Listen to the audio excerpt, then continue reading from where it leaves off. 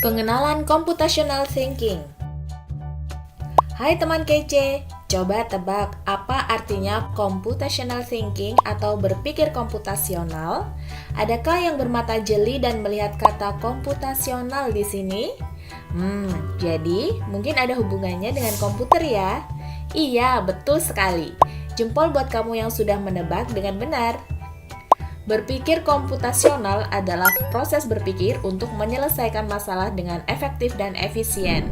Dalam ilmu komputer, proses berpikir ini dilakukan sebelum mulai menulis coding atau pemrograman.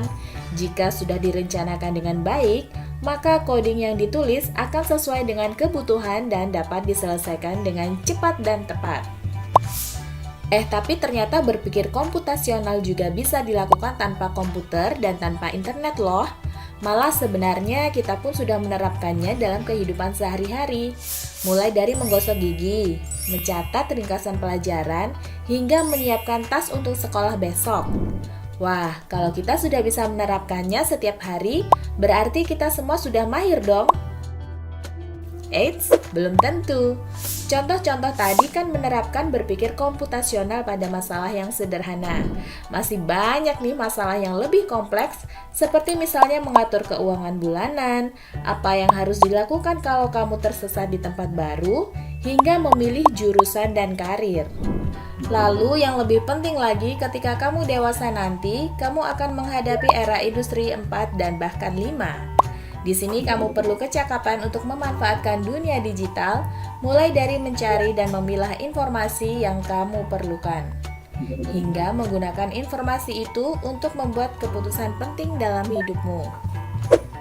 Menghadapi masalah kompleks kehidupan di masa sekarang dan masa depan ini mirip seperti merencanakan coding yang sudah dibahas sebelumnya. Kuncinya adalah memahami masalah dengan tuntas dan mencari cara menyelesaikan yang efektif dan efisien. Nah, kalau begitu, bagaimana agar kita bisa berpikir komputasional? Sekarang kita bahas ya, 4 landasan dari berpikir komputasional.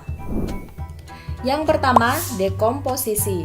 Dekomposisi artinya membagi masalah kompleks ke bagian yang lebih kecil agar mudah diselesaikan. Misalnya, kamu ditunjuk jadi ketua panitia lomba 17-an. Maka, untuk memudahkan pelaksanaan, kamu bisa menunjuk panitia bagian acara, konsumsi, publikasi, keamanan, dan lainnya. Yang kedua, pengenalan pola. Artinya mencari kesamaan dan pola di antara bagian-bagian masalah kompleks yang sudah dipecah. Misalnya, kamu hendak melipat dan menyimpan jemuran di rumah, maka kamu perlu bisa mengenali jemuran milik ayah, ibu, kamu, adik, dan milik bersama seperti spray, handuk, dan lainnya. Ini karena jemuran-jemuran itu perlu disimpan di tempat yang berbeda. Yang ketiga, abstraksi. Artinya fokus pada informasi yang penting saja, mengabaikan detil yang tidak diperlukan. Misalnya kamu hendak menceritakan pengalamanmu berwisata ke luar kota.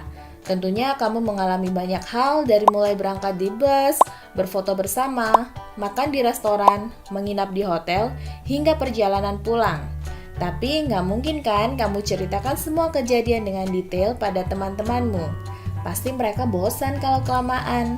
Jadi kamu harus menyaring beberapa kejadian yang menarik saja untuk diceritakan pada teman. Yang terakhir, algoritma. Artinya membuat langkah-langkah penyelesaian atau membuat aturan yang diikuti untuk menyelesaikan masalah. Misalnya kamu diberi daftar belanja di supermarket oleh ibu. Ada minyak goreng, telur, roti, sayur, dan kopi. Lalu kamu harus buru-buru karena ibu sudah mau memasak dengan minyak goreng itu. Nah, kalau seperti ini, satu cara yang efisien misalnya mulai dengan mengambil barang yang paling dekat dari pintu masuk hingga terakhir yang paling dekat dengan kasir. Nah, itu dia 4 landasan berpikir komputasional yang perlu diterapkan untuk memecahkan masalah yang kompleks. Lalu berikutnya, apakah ada cara untuk mengasah kemampuan berpikir komputasional? Tentu ada. Selain bisa coba kamu terapkan ke masalah sehari-harimu, kamu bisa juga latihan soal untuk mengasahnya.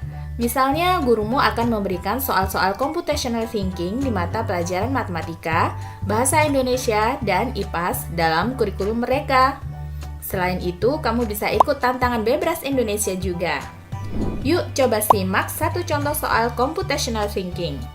Dalam bis studi wisata, ada 3 kelompok anak yang akan diantarkan ke 3 tujuan berbeda.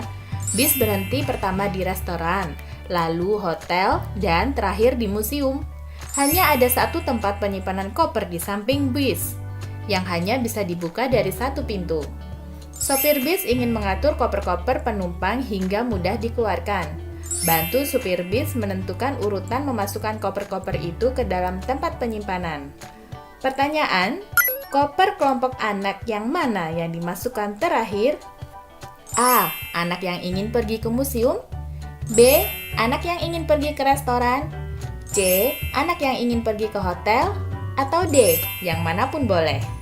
Soal ini diadaptasi dari challenge.bebras.org. Kalau kamu tahu, coba ya dijawab di kolom komentar. Kejar cita, kejar ilmu, raih cita.